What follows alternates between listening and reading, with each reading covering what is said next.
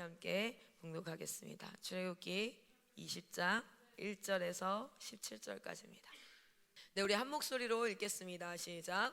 하나님이 이 모든 말씀으로 말씀하여 이르시되 나는 너를 애굽 땅 종되었던 집에서 인도하여 낸 내 하나님 여호와니라.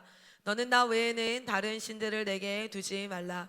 너를 위하여 새긴 우상을 만들지 말고 또 위로 하늘에 있는 것이나 아래로 땅에 있는 것이나 땅 아래 물속에 있는 것에 어떤 형상도 만들지 말며 그것들에게 절하지 말며 그것들을 섬기지 말라.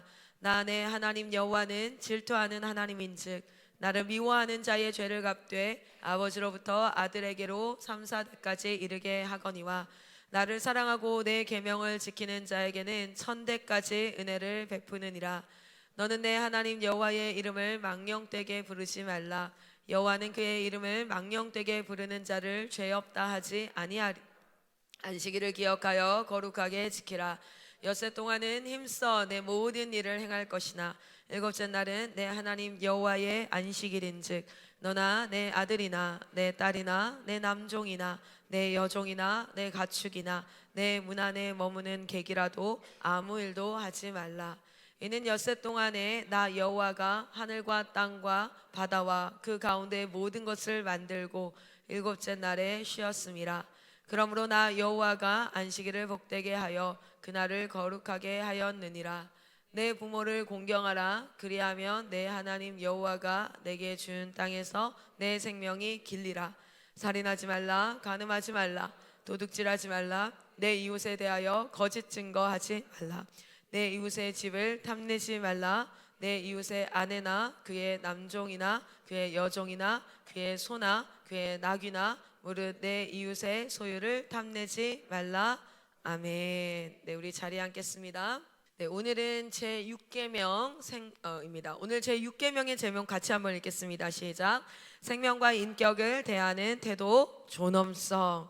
여러분, 어제는 어떤 태도였습니까? 어제는 우리가 제 5계명은 부모를 공경하라였어요.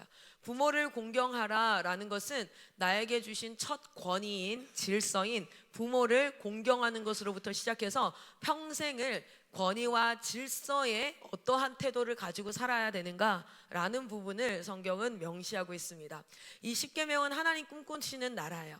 하나님께서 꿈꾸시는 모습이에요. 하나님께서 창조하신 하나님의 백성을 향해서 하나님이 꿈꾸시는 것. 그랬을 때 첫 번째는 부모를 통해서 권위와 질서를 대하는 태도가 하나님 앞에 회복되기를 원하셨습니다. 그리고 두 번째는 뭡니까? 두 번째, 여섯 번째 계명은 생명과 인격을 대하는 태도입니다. 생명과 인격을 대하는 태도. 그 핵심 단어가 존엄성이라고 말할 수 있을 거예요. 우리가 질서와 권위를 대하는 태도가 어떤 거였어요? 경청과 순종이었습니다. 그래서 무겁게 여기는 것, 그것을 가볍게 듣지 않는 것, 그래서 그 앞에서 경청과 순종의 자세를 가지는 것. 근데 여섯 번째 계명은요, 생명과 인격을 대하는 태도이고 그 키워드는 존엄성이에요. 자, 여러분, 우리 한번 10계명을 한번 보도록 합시다. 10계명 혹시 다 외우시나요? 10계명 다 외우세요? 저는 잘 못 외워요. 무슨 내용이 있는지 아는데 사실 전 조사 이런 거 외우는 거 너무 어렵더라고요.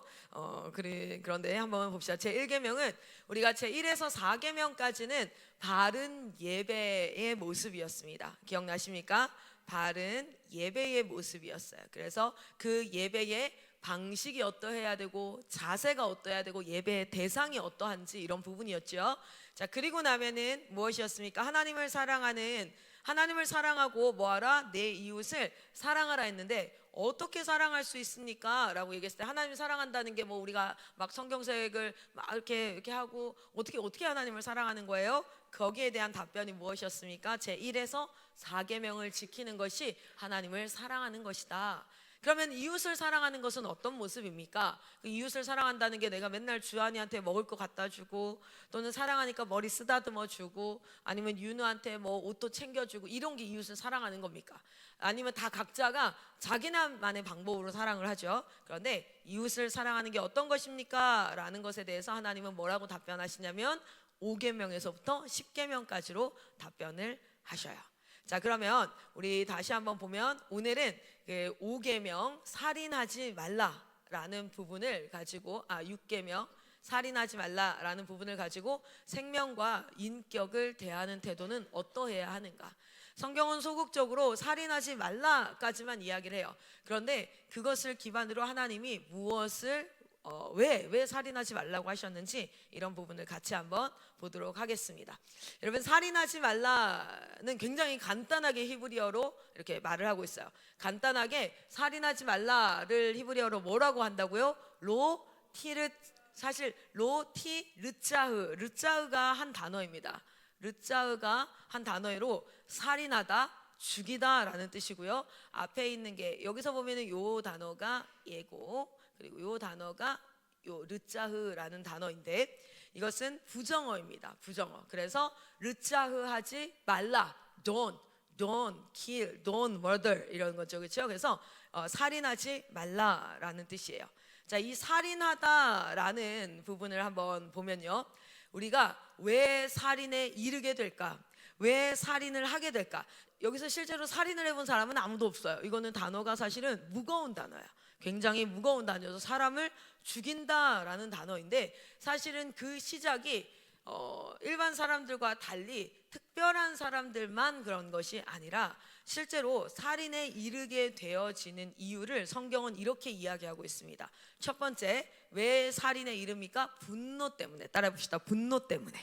분노 때문에. 화가 나서요. 분노 때문에. 창세기 49장 6절 말씀 한번 찾아볼까요? 창세기 49장 6절입니다. 성경책을 이렇게 뒤적뒤적 하면서 찾아봅시다. 창세기 49장 6절입니다. 자, 창세기 49장 같이 한번 읽겠습니다. 6절 시작.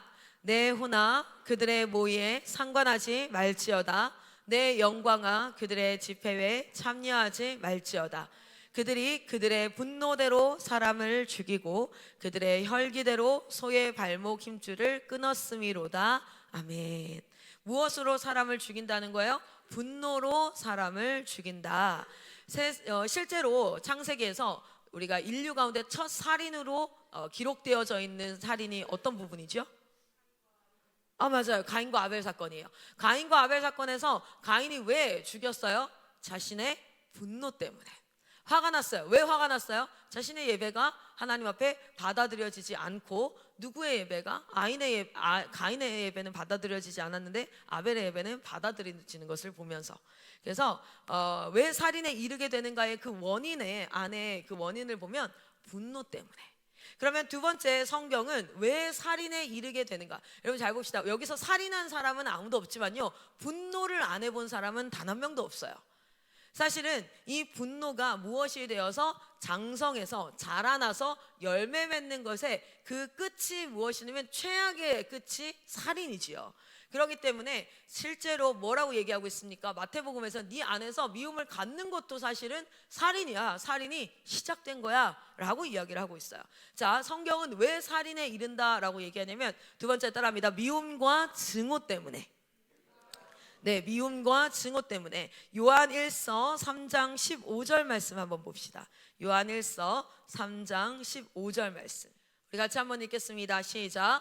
그 형제를 미워하는 자마다 살인하는 자니 살인하는 자마다 영생이 그 속에 거하지 아니하는 것을 너희가 아는 바라. 아멘. 뭐요? 형제를 미워하는 것, 그것이 살인에 이르게 되어지는 감정들이라는 거예요.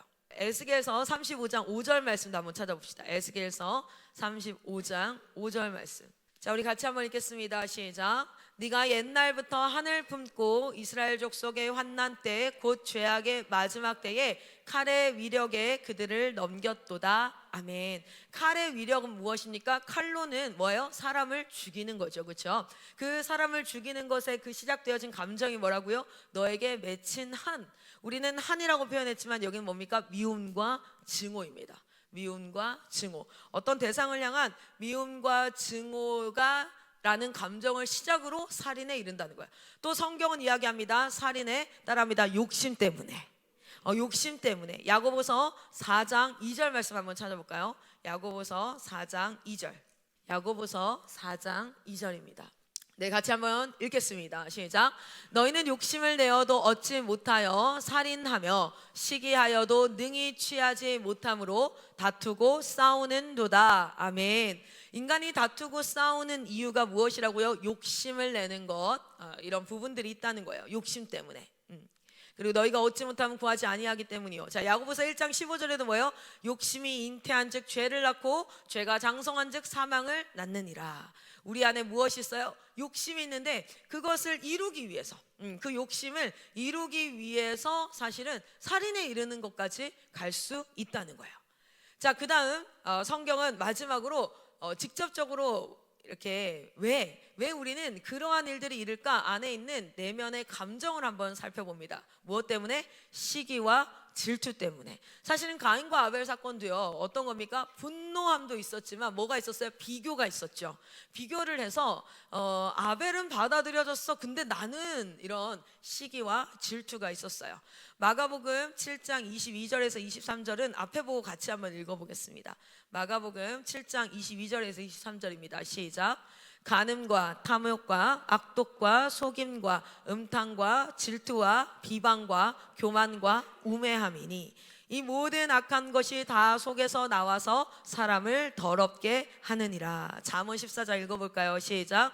평온한 마음은 육신의 생명이나 시기는 뼈를 썩게 하느니라. 아멘. 시기가 들어오고 비교가 들어오고 질투가 들어오면 우리 안에 감정과 영혼이 어떻게 된다는 거예요? 썩어진다는 거예요. 우리를 더럽게 만든다는 거예요. 그런데 그 마음의 생각은 반드시 흘러서 무엇으로 나올까요? 말로 나옵니다.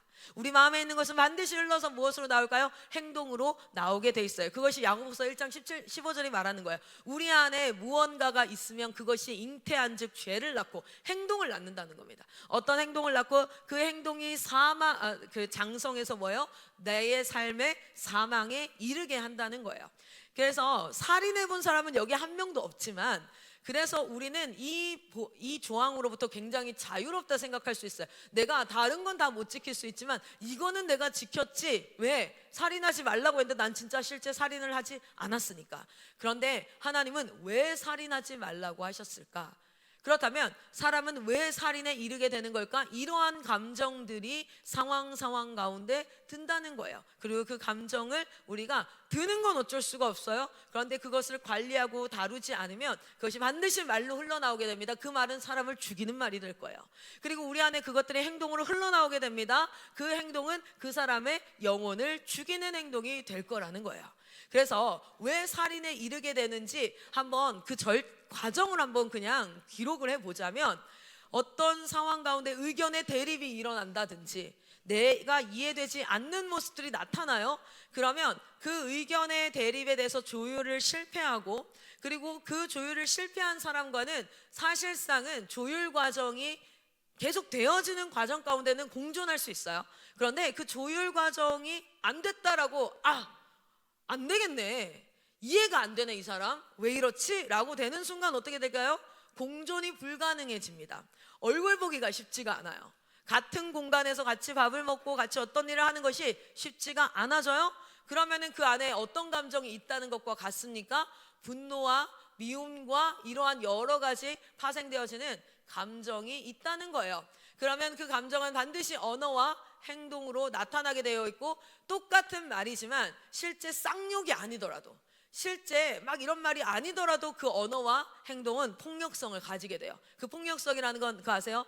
욕이 한마디도 없는데 기분이 나쁘고 나를 공격하는 것 같아. 그게 왜 그러냐면 그 안에 감정이 있고 그 감정이 언어와 행동을 통해서 흘러나오고 있어서 그 언어와 행동은 폭력성을 가지게 돼요. 그것은 어디로 이어질 수 있습니까? 실제로 살인으로 이어질 수 있어요. 자, 그렇게 봤을 때에 의견이 대립되는 건 너무 당연한 거예요. 왜냐하면 우리는요, 각자 경험치가 다르고 생각의 기준이 다르기 때문에. 그래서 이 의견이 다른 것을 가지고 조율하는 과정이 인간관계라고 표현할 수 있습니다.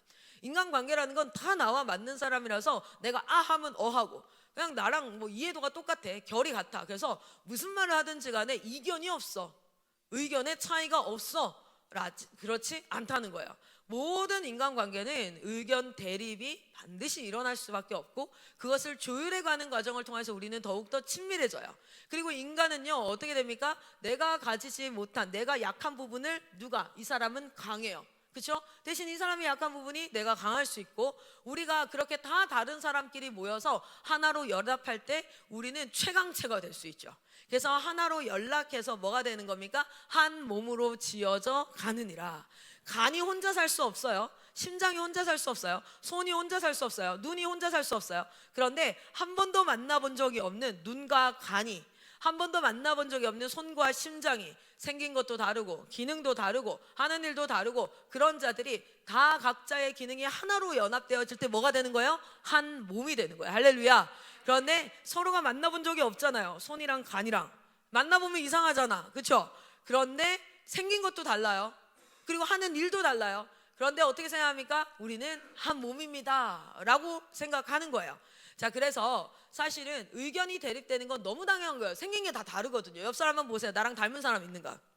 몰라. 친척이 있는지 모르겠다. 엄마가 여기 계신지 모르겠고 모르겠지만 뭐 눈, 코, 입 있는 거 다 비슷하게 생겼을 수 있어요. 그러나 닮은 사람은 없어요. 자, 성격이 나랑 되게 비슷해. 나랑 잘 맞아. 그 사람이랑 싸우게 될 거예요. 제가 예언할게요. 제 예언의 은사가 없는데 반드시 예언할게요. 너무너무 사랑해서 결혼한 그 남자와 싸우게 되어져요. 너무너무 사랑해서 결혼한, 정말 우리 헤어지기 싫어서 막 전화로 1시간 2시간을 통화하고 나서 만나서 또 얘기해, 그리고 나서 5시간 6시간 얘기하고 집에 헤어지면서 가기 싫다 쌩 난리를 쳤던 그들이 만나서 결혼해서 지지고 볶고 싸워요. 반드시 싸워요. 안 맞아. 안 맞는다고요. 맞는 사람 없어요. 당연히 대립이 일어나요. 왜요? 다르니까. 기능이 다르니까, 생긴 게 다르니까, 하는 일이 다르고 만나본 적이 없으니까. 그런데 한 몸이에요. 그 조율을 하는 과정이 인간관계, 여러분이 살아가는 관계예요. 자, 관계의 핵심의 그림은 이 그림이에요. 이 그림을 꼭 기억하셨으면 좋겠어요. 자, 보세요. 관계는요, 여기 A라는 사람이 있어요. 여기 B라는 사람이 있어요. 중요한 건 서로가 친밀해지는 겁니다. 중요한 단어는 무엇입니까? 친밀해지는 거예요. 친밀해지는 거. 우리가 스승과 제자 관계도 친밀해지는 거, 멀찍이 떨어져 있지 않고, 부모와 자녀 관계도 다 친밀해지는 건데, 그러면 내가 너에게로 달려가고, 그죠? 그녀를 만나기 전 100m 전 뭐 이런 거 있어요. 그죠? 장미꽃 한 송이를 안겨줄까? 우리 레베카 쌤을 보면서 마이클 쌤이 불렀다 하잖아요. 그렇죠? 그러면서 뭐 하나님에 대해서 뭐 이렇게 했대요. 자, 봅시다. A라는 사람이 누구에게로요? B에게로 다가가고, B라는 사람이 A에게로 점점 다가가면 친밀해지는가? 아니에요. 우리는 죄인이고 우리는 죄성을 가지고 있기 때문에 우리의 가시가 서로에게 뭐예요? 가까이 가면 서로를 찔러요. 결국에는 싸움이 일어날 수밖에 없어요. 결국에는 대립이 일어날 수밖에 없어요. 모든 인간이 그래요. 너무 나랑 잘 맞는다 했어요. 같이 살아보세요. 그렇죠? 그래서 자취 같이 하지 말라 그러잖아. 친한 친구끼리 여행 갔다 오면 싸운다 그래요. 이거 정말 망고의 진리예요. 그런데 관계에서 핵심적인 그림은 이거입니다. 여기에 하나님이 중간에 계셔야 돼요. 근데 하나님은 우리 사이에 두면 안 돼. 하나님은 우리보다 높은 곳에 두셔야 돼요. 그리고 나서 뭐냐면 각 사람이 서로에게 가까워지는 것이 아니라 각 사람이 하나님께 가까워져 갈 때, 그때 A가 여기 서 있어요, B가 여기 서 있어요. 둘의 관계는 어떻게 됐나요? 가까워졌어요. A가 여기 서 있어요, B가 여기 서 있어요. 그 둘 관계는 어떻게 됐어요? 가까워졌어요. 그래서 우리가 하나님 안에 들어갈 때, in Christ, 우리가 하나님과, 그리스도인이라는 뜻은, 그리스도인이라는 뜻은 물론 follow the Christ, 예수를 따르는 자이지만 그리스도와 뭐한 자입니까? 따라합니다. 연합한 자. 여러분, 그리스도와 연합한 자가 그리스도인이에요. 내가 그리스도와 함께 십자가에 못 박혔는데, 아니 이제는 내가 사는 것이 아니요 내가 그 안에서, 그가 내 안에서 사는 것이에요. 나는 그 안에서 죽었어요. 뭐냐면 그리스도인은 그리스도와 연합한 자입니다. 여러분, 오늘 그리스도와 연합할 때 여러분 안에 만사 형통이 일어나요. 이러니까 이단 같아요? 아니에요. 진짜예요. 이러니까 뭔가 막 기복주의 신앙 같아요? 아니에요. 진짜 형통함, 진짜 만사의 모든 일의 형통함은 어디에 있냐면 그리스도 안에 있습니다. 할렐루야. 여러분이 그리스도 안에 있기를 소망합니다. 여러분, 그리스도와 연합을 해요. 이 사람이. 그러면 그리스도와 이 사람이 연합을 합니다. 그리스도 안에, 하나님 안에. 이 사람도 하나님 안에 있으면 둘은 친밀해져요. 가까워지는 거예요. 할렐루야. 그래서 처음 보는데요, 그리스도 안에 있는 자들은 서로가 하나 될 수 있습니다. 그래서 지역교회가 다 달라요. 여기도 다르고 저기도 다르고 여기도 다 달라요.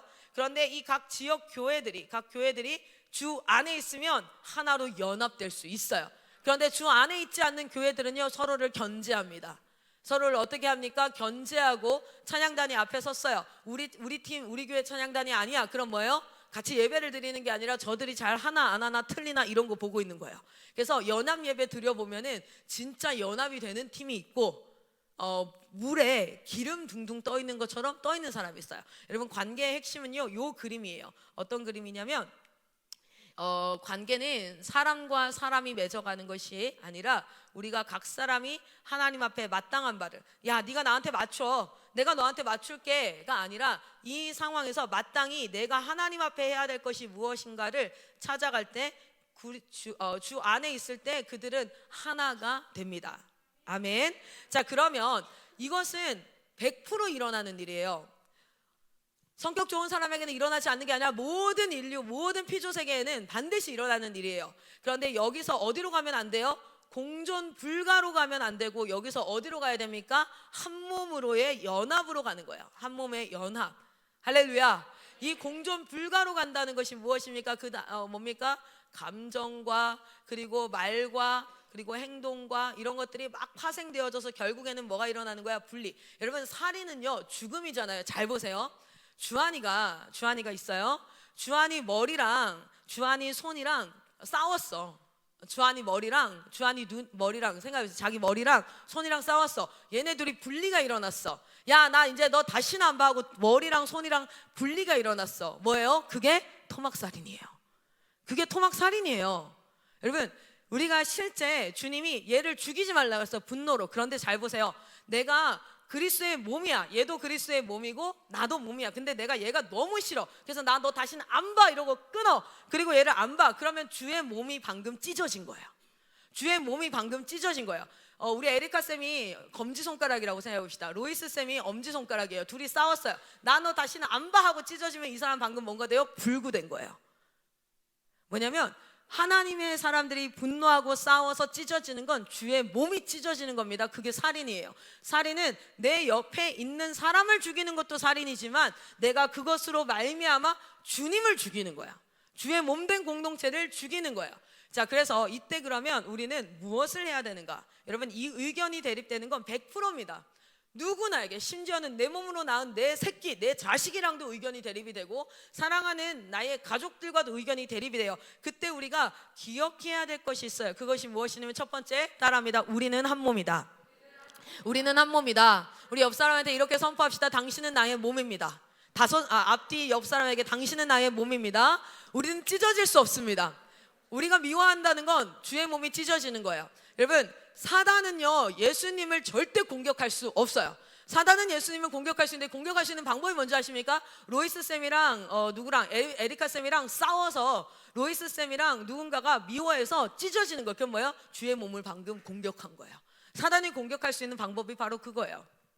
거기에 기초되어지는 감정이 뭐라고요? 질투, 시기, 분노, 증오, 미움, 막 이런 것들이 기초되어지는 감정으로 주의 몸을 찢어가는 겁니다. 그런데 여기서 되게 위험한 것 중에 하나 또 뭔지 아세요? 따라합니다. 무관심. 무관심도 주의 몸을 찢는 거예요. 무관심. 자, 두 번째 기억해야 될 것이 무엇이냐면, 우리 한번 같이 읽어봅시다. 서로 사랑함은 명령이다. 시작. 서로 사랑함은 명령이다. 여러분, 의견이 대립되어질 때 이것은 당연한 거예요. 그런데 우리가 해야 될 싸움은 공존 불가로 가는 것이 아니라 무엇으로 간다고요? 한 몸으로의 연합으로 가야 한다. 그러기 위해서 우리가 기억해야 될 것이 무엇인가? 우리는 한 몸이다. 여러분, 반드시 기억하십시오. 내가 오늘 처음 본 그 사람도 나와 한 몸입니다. 간이 신장한테 얘기한 거예요. 난 너 본 적 없는데? 그러면 신장이 이렇게 얘기해야 돼요. 야, 본 적 있는 게 더 이상한 거야. 본 적 있는 게 이상한 거야. 그래도 우리는 한 몸이야. 아무리 안 봤어도 우리는 한 몸이야. 두 번째 기억해야 될 게 뭐예요? 서로 사랑하라는 것은 조건이 아닙니다. 사랑받을 만한 컨디션이 있어. 얘가 너무 예뻐, 얘가 너무 착해, 얘가 나한테 잘해줘. 아니에요. unconditional, 조건 없어요. 이것은 명령입니다. 이것은 하나님의 명령입니다. 할렐루야. 자, 그 다음 우리가 세 번째 기억해야 될 것은 우리는 서로가 다 죄인이다. 라는 것을 기억해야 돼요. 전제해야 됩니다. 나는 맞고 너는 틀리다는 없습니다. 나는 맞고 너는 틀리다가 분노의 시작이에요. 나는 맞고 너는 틀리다가 미움의 시작이에요. 나는 맞고 싶고 너는 틀렸으면 좋겠다가 시기와 질투의 시작입니다. 근데 우리 모두는 죄인이다. 그래서 아까 뭐라 그랬어요? 나는 맞고 너는 틀렸으니까 야, 너 나한테 맞춰가 아니라 뭐예요? 우리가 하나님께로, 우리가 죄인이기 때문에 마땅히 이 감정이 들 때 내가 하나님 앞에 마땅한 행동을 해야 돼요. 그게 내가 이 사람한테 사과하는 거예요? 내가 지고 들어가는 거예요? 해야 돼요. 반드시 해야 돼요. 왜냐하면 각 사람이 하나님 앞에 설 때에 우리는 우리의 거리는 좁아질 수 있거든요. 그렇지 않고서는 거리가 좁아질 수 없어요.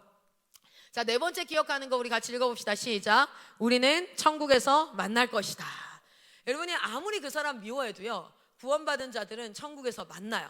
그런데 여러분, 천국에서 만났을 때 서로 민망하게 막 대가리 쥐뜯고 막 진짜 너 다시는 안 봐. 진짜 마음속에서 어떤 마음이 들어요? 저 새끼의 구원이 취소됐으면 좋겠다라는 마음이 들 정도로 내가 저 새끼 안 봤으면 좋겠다라는 정도의까지의 감정까지 가지 않게 하라는 거예요.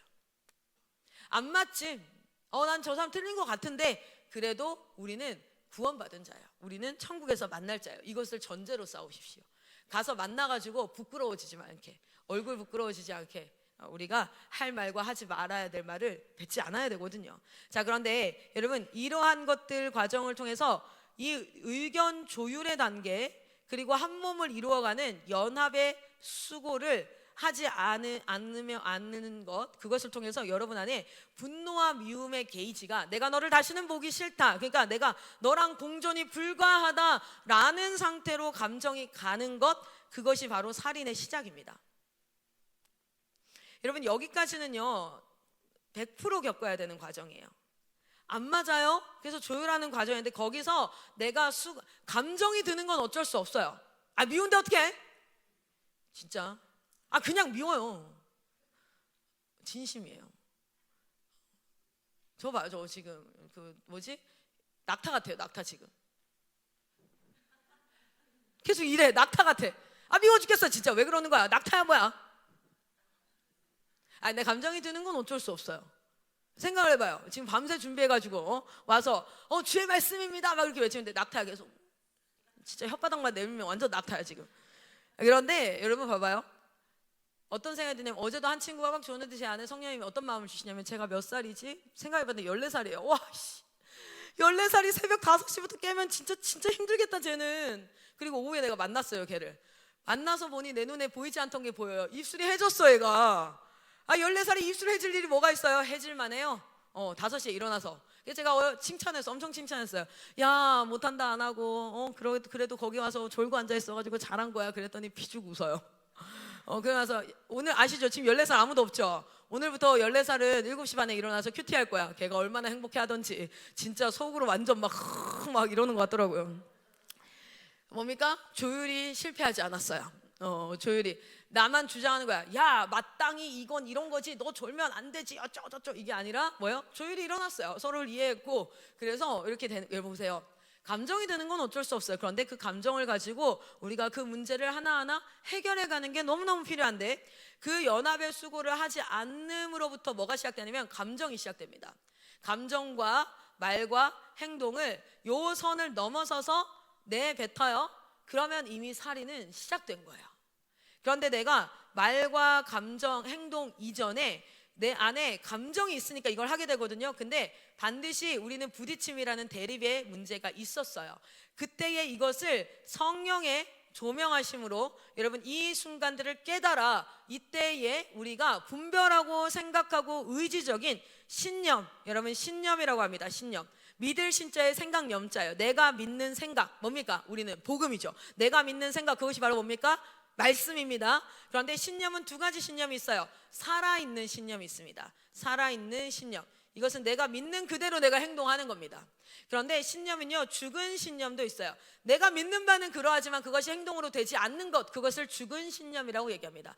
그리스도인의 한국교회가 왜 우리가 욕먹어요? 죽은 신념, 살아있는 믿음이 아니라 죽은 믿음을 가지고 있어요. 알아, 거짓말하면 안 된다는 거. 근데 상황상 그럴 수밖에 없었어.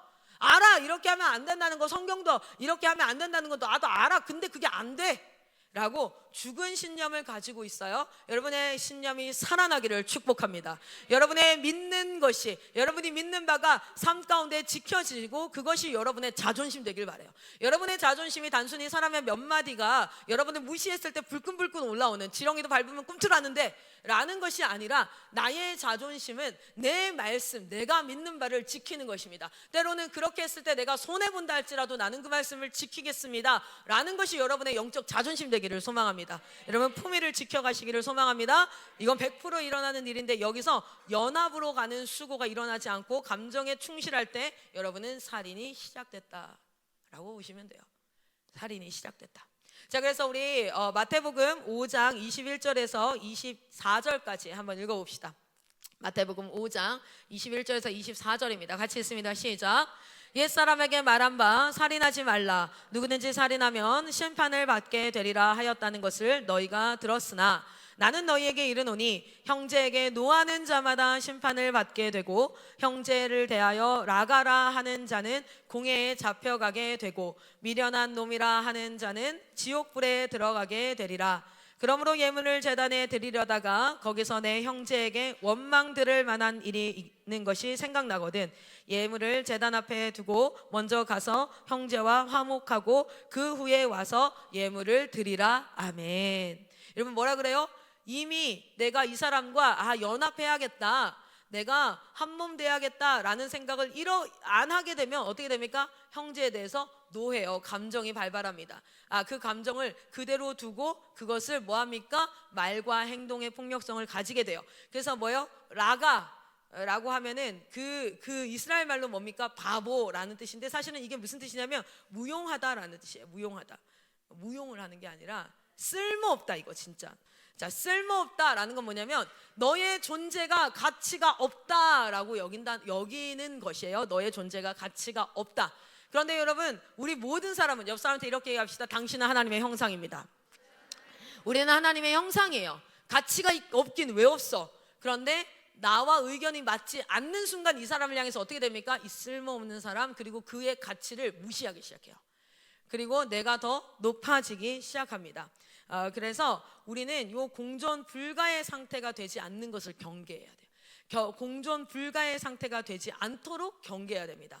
감정이 이 상태가 되어서 분노와 미움과 시기와 질투와 막 이런 것들이 돼서 나 너랑 같이 있기 싫어 라면 이미 시그널이 와야 돼요. 뭐라고 시그널 와야 돼요? 성령께서 지금 이렇게 얘기했어요. Don't murder. 지금 뭐 하지 말라? 살인하지 말라. 살인하지 말라. 성령이 조명하셔야 돼요. 내 안에 이것을 잘 지키며 살아가면, 여러분, 친구를 10명 만드는 것보다, 실제 사업하시는 분들이 이렇게 얘기해요. 친구 10명 만드는 것보다 적을 1명 안 만드는 것이 훨씬 낫다라고 얘기하거든요. 그런 것처럼 여러분 이 안에서 don't murder, 여러분 살인하지 말라. 여러분 안에 공존 불가한 사람이 많아지면 많아질수록 여러분은 많은 걸 신경 써야 되고, 그리고 뭐합니까? 어떤 일들 할 때 제약을 받기 시작해요. 제약을 받기. 실제 저희가 홈커밍 데이라고 해서 졸업생들 와가지고 왜 한번 이렇게 모일 수 있잖아요. 막 모이자 이렇게 했을 때 모이지 못하는 애들이 있어요. 어떤 애들인 줄 알아요? 여기서 몰래 연애를 했어. 졸업하기 전에 여기서 몰래 연애를 한 거야. 그런데 여러분 알죠? 연애한 걔들이 결혼해요? 안 해요. 웬만하면 안 해요. 진짜 쉽지 않아요. 10대 때 연애한 사람과 결혼하는 게 쉽지가 않아요. 그럼 헤어지죠. 그러면요, 저번에 또 한번 한다살 할 때 사야 우리 봤잖아, 그치? 찬양단 성기로 오라고. 우리는 왔으면 좋겠잖아. 근데 걔네들이 연애했잖아, 그치? 그리고 헤어졌잖아. 그래서 걔네들이 한 자리에 못 모이는 거예요. 공존이 불가해요. 공존이 불가해요. 그래서 같이 모이려, 저번에 이렇게 하여튼 애매한 상황들이 막 많이 발생합니다. 왜요? 안에 미움의 감정들이 남아있거든요. 그러면 공존이 불가해. 공존 불가한 사람이 많아지면 여러분이 하는 일들의 제약을 많이 받게 돼요, 제약. 여러분, 그러니 감정으로 공존 불가한 사람을 만들지 마세요. 아시겠지요? 할렐루야. 자, 그럼 봅시다. 우리 같이 한번 여기 제가 써놓은 걸 한번 읽어볼까요? 시작. 인간은 하나님의 형상입니다. 살인은 하나님의 형상을 훼손시키는 일입니다. 타인을 상하게 하든 본인을 상하게 하든 하나님의 형상을 훼손하는 것을 멈추십시오. 여러분, 멈추셔야 돼요. 그래서 이것이 표면적으로는 살인에 이르는 것이 감정과 관계 안에서 사람으로도 되어지지만, 실제 살인은 두 가지지 않겠어요? 타인을 뭐 하는 거? 상하게 하는 것도 있을 것이고 자기 자신을 상하게 하는 것도 있어요. 자기와의 관계가 회복되어져야 됩니다. 우리가 3C 공동체 영성에서 첫 번째가 예담 과정이에요. 그런데 두 번째가 바로 뭐냐면 관계 맺기 과정입니다. 관계 맺기 과정. 이 관계 맺기는요 두 가지로 이루어져 있어요. 하나는 너와의 관계가 있죠. 맞아요. 이거는 인간관계는 너와의 관계예요. 그런데 첫 번째 그 이전에 뭐가 있는 줄 알아요? 나와의 관계 맺기가 있어요. 나 자신과 관계가 안 좋은 사람 있어요. 자기 자신을 탐탁지 않게 여기고 자기 자신에 대해서 참 불만스럽고 자기 자신과 소통이 잘 안 돼요. 그 무슨 뜻이냐면 자기가 무슨 생각하는지 어떤 감정을 느끼는지 왜 이런 감정을 느끼는지를 모릅니다. 그냥 감정에 휩싸여져 있는 경우들이 있어요. 그래서 본인 자신을 상하게 하고 자기 자신을 제일 무시하는 사람이 자기 자신인 사람이 있어요.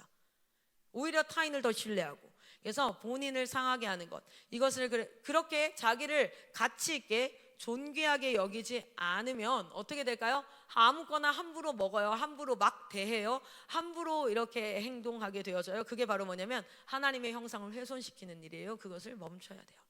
그리고 나와 네가 공존이 불가하고 미워서 찢어져야 돼. 그러면 그리스도의 몸을 훼손시키는 거예요.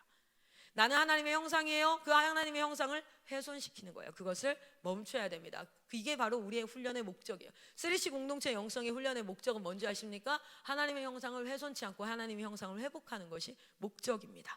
그리고 그 목적이 잘 드러난 지침이 어디예요? 십계명이에요. 자 봅시다.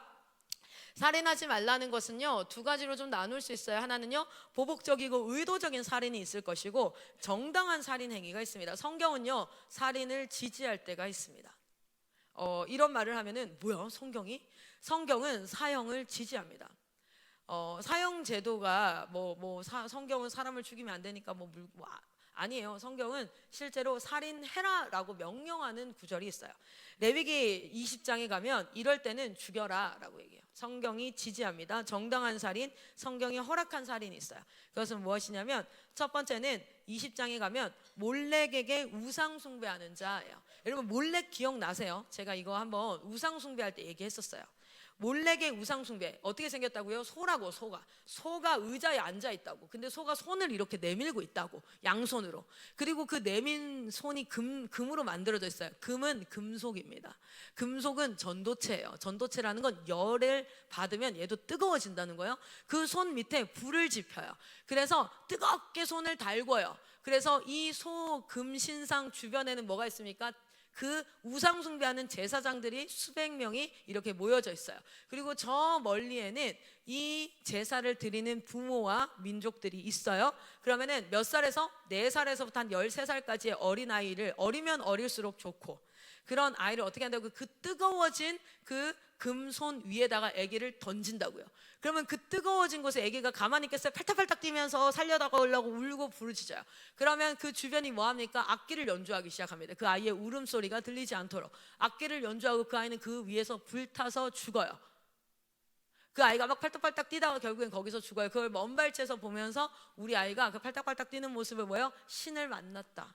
몰렉의 우상 숭배가 어린아이를 갖다 바치는 거예요. 성경은 이것을 금합니다. 왜요?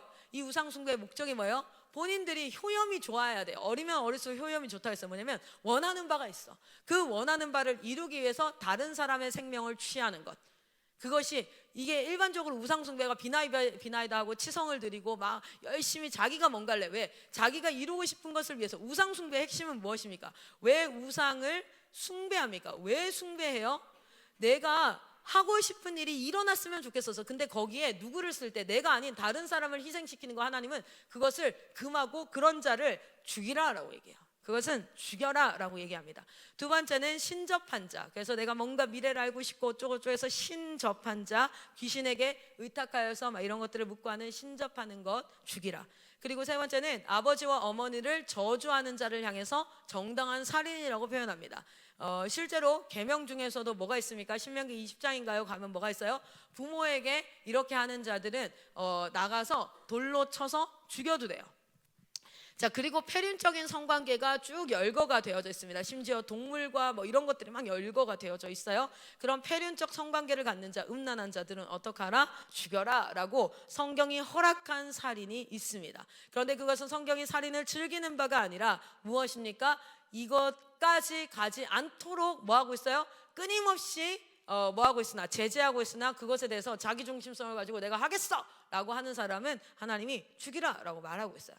그리고 또 정당한 살인을 성경에서 지지하는 건 뭐냐면, 위에 해당하는 사형에 해당하는 자에게 사형을 집행하는 것은 정당한 살인으로 보고 제사장들이나 이것을 집행한 사람을 살인자라고 하지 않았습니다. 그리고 정당방위, 자기가 생명의 위협을 얻었을 때, 그래서 사람을 죽였을 때 어디로 도망갈 수 있죠? 도피성으로 도망갈 수 있도록 해 두셨어요. 그래서 그 도피성에서 재판을 받아볼 수 있게, 이것이 정당방위였음을, 그래서 살인을 하면 죽어요. 살인하면 죽는데 그것을 좀 보류하고도 어떻게 할 수 있게 이것이 정당방위였는지라는 것들을 한번 확인할 수 있도록. 그리고 전쟁 중에 생명의 위협, 전쟁이라는 것 자체가 뭡니까? 죽이고자 시작된 거죠. 그 전쟁 중에는 자신의 죽음을 피하기 위해서 상대를 죽일 수 있도록 했습니다. 그런데 여기 6계명에서 말하는 살인은 뭡니까? 보복적이고 의도적인 살인, 이렇게 성경이 지지하는 바 이렇게 하라라는 징계성이 아니라 뭐 하는 겁니까? 자신이 원하는 바를 얻기 위해서, 내 감정의 해소를 위해서 뭐 하는 거예요? 보복적이고 의도적인 살인을 하지 말아라. 그 살인에는 뭐가 있어요? 타인을 해하게 하는 것이 있고 뭐예요? 본인을 해하게 하는 것, 그 둘 다가 해당되어집니다. 자, 그래서 이 살인하지 말라라는 것은 단순히 살인을 하지 않는 것이 아니라 생명과 인격을 대하는 태도인데, 하나님이 뭐라고 말씀하셨어요? 내 이웃을 내 자신과 같이 사랑하라 라고 했을 때 첫 번째는요, 내 이웃 중에 먼저 우리가 권위와 질서에서 우리는 어떤 태도를 가지고 있어야 하는가를 십계명은 명했어요. 자, 그런데 오늘은요, 네가 생명과 인격, 그러니까 네 주변의 사람들을 대할 때 너는 어떤 태도여야 하는가, 반드시 우리는 대립하게 될 수밖에 없습니다. 그러나 그 가운데 우리는 반드시 공존, 그러니까 한 몸을 이루는 연합의 형태로 나아가야 합니다. 그렇지 않고 공존이 불가한 상태가 되어지는 것, 내가 감정을 포기하고 뭡니까? 그 감정 그대로 그냥 미워하도록 두는 것, 그 상태가 성령님은 뭐 하는 거예요? 살인이 시작됐다. 여러분, 그때부터 기도가 안 됩니다. 하나님과 교제가 안 돼요. 그런데 교제 안 돼도 괜찮으니까 난 저 사람 미워! 그게 바로 뭡니까? 고집이에요. 근데 그것이, 그 고집이 뭐예요? 자기를 죽여요. 자, 실제로 여러분, 십계명은요, 신명기 전반에 걸쳐서 이 십계명이 적용이 되어지는데, 여기에 이제 규례들이 계속 나와요. 하나님의 율법들이 계속 나와요. 이 법이 있는데, 신명기 19장에서 22장 중반까지가 어디에 해당되어지냐면, 살인하지 말라를 좀 더 풀어서 기록해 둔 말씀이에요. 19장에서부터 22장. 그래서 19장에서부터 22장은 이런 율법도 있어요. 어떤 율법이 있냐면 한번 읽어보면요, 신명기 22장 8절 한번 읽어보세요. 신명기 22장 8절 시작. 네가 새 집을 지을 때에 지붕에 난간을 만들어 사람이 떨어지지 않게 하라. 그 피가 내 집에 돌아갈까 하노라. 아멘. 살인하지 말라의 세부 조항들이 나오는데 거기에 뭐가 나오는지 아세요? 야, 지붕 지을 때 난간 꽃 만들어, 이렇게요. 이거랑 살인하지 말라는 무슨 상관이지? 뭐냐면, 살인하지 말라는 사실은요, 생명과 인격을 대하는 태도예요. 그러니까 그 생명과 인격을 대할 때 그것은 중하니까, 지붕 지을 때 샘플로 봐봐요. 지붕을 지을 때 난간을 만들어. 그래서 사람이 혹 거기서 미끄러져 넘어지더라도 죽지 않게 뭐예요? 생명과 인격을 존중하는 태도가 바로 이것을 지키는 방법이라는 거예요. 살인하지 말라가 살인 안 했어, 난 지켰어. 살인 안 했거든, 난 지금까지 6계명을 어겨본 적이 없어가 아니라, 수동적으로가 아니라 어떻게 해요? 살인하지 말라는 네 주변의 생명과 인격을 대하는, 존중하고 사랑하는 모든 태도로 나타나야 되는 거야. 할렐루야. 실제로 신명기 21장에도 이런 이야기가 나옵니다. 한번 읽어볼까요? 신명기 21장 같이 한번 읽겠습니다. 시작. 어떤 사람이 두 아내를 두었는데 하나는 사랑을 받고 하나는 미움을 받다가 그 사랑을 받는 자와 미움을 받는 자가 둘 다 아이를 낳았다 하자. 그 미움을 받는 자의 아들이 장자이면 자기의 소유를 그의 아들들에게 기업으로 나누는 날에 그 사랑받는 자의 아들을 장자로 삼아 참 장자 곧 미움을 받는 자의 아들보다 앞세우지 말고 반드시 그 미움을 받는 자의 아들을 장자로 인정하여 자기의 소유에서 그에게는 두 몫을 줄 것이니 그는 자기의 기력의 시작이라 장자의 권리가 그에게 있음이니라. 아멘. 이 율법은 뭐냐면 네가 두 여자가 있는데 한 여자는 사랑해, 근데 한 여자는 사랑하지 않아. 그런데 사실 이 사랑하지 않는 여자의 아들이 뭐예요? 장자야. 그러면 네가 나중에 이걸 나눠줘야 될 때, 뭐냐면 네가 죽을 때가 됐을 때 이것을 유업으로 나눠줘야 될 때, 그때 사랑하는 자에게 장자인 것처럼이 아니라 그래도 법대로 이 자에게 마땅히 해야 돼. 그게 바로 뭐예요? 이 사람을 존중한 태, 네 감정이 밉고 좋고 이걸 다 떠나서 마땅히 그 사람에게 해야 될 것을 너는 해야 돼. 이런 규례까지 있어요. 이런 율법까지 있어요. 그런데 그 중심에는 뭐가 있어요? 그 뿌리에는 뭐가 있어요? 살인하지 말라요. 살인하지 말라는 단순히 살인하지 말라가 아니라 내가 한 몸으로 사랑하라. 그리고 뭡니까? 사람은 사랑이 안 될 수 있어요. 그러나 그럼에도 불구하고 뭐해라? 마땅히 네가 그에게 그를 존중하는 바 행해야 될 바를 행하라. 그것이 하나님을 사랑하고 이웃을 사랑하는 방법이라는 거예요. 할렐루야. 여러분, 이것이 여러분의 삶 가운데 깨달아지시기를 소망합니다. 살인하지 말라는 내 이웃을 사랑하라 그리고 연합하라 입니다. 그리고 그 주변의 생명과 인격체를 존중하라 입니다. 그런데 미움이 있을 수 있다, 너에게 분노가 있을 수 있다. 그러나 그럼에도 불구하고 그 미움과 분노의 말과 행동이 아니라 너가 마땅히 행해야 될 바를 주변에게 행하는 것, 존중하는 것, 그것이 살인하지 말라라는 규명을 지키는 거라는 거야. 그래서 실제 신명기 19장에서 22장 중반까지 나오는 내용들을 보면요, 제일 먼저는 도피성이 나옵니다. 실수한 자들을 향해서 우리가 어떤 너그러움을 가져야 되는지, 그리고 그것을 따져볼 때 뭐예요? 반드시 두세 증인을 가지고, 이게 바로 뭡니까? 이웃을 뭐 하는 거예요? 인격을, 생명체를 존중하는 태도예요. 이 사람의 존엄성을 가진, 뭔가를 잘못하면 존엄이고 지랄이고 나발이고 넌 이게 아니라 이 사람을 향해서 우리가 어떻게 대할지. 그리고 여기 이런 얘기가 나옵니다. 이웃과 너의 땅에 경계표가 있어, 그거 임의대로 옮기지 마, 이런 규례가 나와요. 그건 뭐예요? 그 임의대로 옮긴다는 건 내가 너한테 더 주고 싶어서 내 걸 손해보고 이렇게 옮기는 게 아닐 거 아니에요. 뭐예요? 내가 임의대로 생각해 봤을 때 이런 거 같은데 하지 말라는 거예요. 여기서 임의대로가 나와요. 임의대로 하지 말라는 것은 반드시 협의하고 대화하라는 거예요. 그게 그 상대를 뭐 하는 거예요? 존중하는 거예요. 그래서 생명과 인격을 대하는 태도가, 적군과 싸울 때에도 여러분 막 심지어는 이런 말도 나와요. 수목을 해야지 말라, 나무를 해야지 말라. 그래서 생명체, 하나님께서 허락하신 생명체를 해야지 말라라는 부분에서 전쟁을 할 때 이유 없이 나무를 막 불사르고 이렇게 하지 말라는, 물론 전쟁 안에서 할 수 있지만 하지 말라. 왜냐면 나중에 그것을 다 너희가 누리고 써야 되는데 왜 그것을 그렇게 하냐부터 시작해서 막 이제 그런 얘기들이 있습니다. 그리고 뭐 억울한 죽음이 있을 때, 죽음, 누가 죽였는지를 모르는 그런 죽음이 있을 때 우리는 마땅히 어떻게 행동해야 되는지, 누군가가 억울함을 당했을 때 우리는 마땅히 어떻게 해야 되는지. 여자가 대표되어지는 게 그 당시에는 약자입니다. 약자가 포로로 되어서 있을 때 우리는 어떻게 해야 되는지, 장자의 상속에 대한 게 아까 방금 나왔던 그런 내용들이에요. 폐역한 아들들은 어떻게 대하는지, 그리고 아까 이제 제가 지붕 난간 얘기한 게 기타 규정들이에요. 이 모든 규정들이 사실은 잘 이해가 안 되는 규정도 있어요. 제가 그 중에 하나가 뭐였냐면 신명기였어요. 난간 만드는 것까지 나오네. 그러려면은 진짜 좀 세부적으로 다 나오면 좋을 텐데, 이게 뭐냐면 샘플처럼 뽑아서 뭡니까? 이것이 살인하지 말라의 세부 조항들이에요. 이거 어떻게 이렇게 이해가 되지? 살인하지 말라면 이해가 안 돼요. 그런데 이웃을 사랑해라, 네가 대립하고, 여기 대립 상황이 많이 나오거든요. 그렇게 되어질 때 한 몸을 이루라 라고 해석을 해주면, 그리고 인격과 모든 생명을 뭐하라? 존중하라 라고 돼버리면 이 부분이 아마 해석이 될 겁니다. 신명기 파트는 이 전 파트가 뭔지 아세요? 부모를 공경하라로 해석이 되어져요. 부모를 공경하라. 그 부모를 공경하라는 결국 뭡니까? 위에 권위와 질서에 공경하라 라는 부분이거든요. 그래서 여기는 리더에 대한 이야기나 종에 대한 규정이나 이런 것들이 많이 나와요. 자, 그래서 우리가 신명기가 사실은 또 10계명의 세부 조항들이 나온 거 아니겠습니까? 우리가 이 부분을 쭉 이해해 가기를 바랍니다. 그리고 여러분 안에 하나님께서 우리가 이러기를 원하셨어요. 출애굽시킨 하나님의 꿈이 있어요. 그냥 단순히 불쌍해, 고생하는 것 같아. 정말 노예 생활하는 거 얼마나 딱하니? 아우 쟤네들 너무 불쌍하다. 애따 구원. 이렇게 한 게 아니라 하나님 우리를 구원하실 때 꿈이 있었어요. 그 꿈이 뭔지 아세요? 바로 이 십계명을 말씀하실 때 하나님은 우리에게 꿈을 말씀하신 거야. 내가 너희를 이렇게 창조했거든. 그런데 그게 타락한 건데 내가 왜 구원한 줄 알아?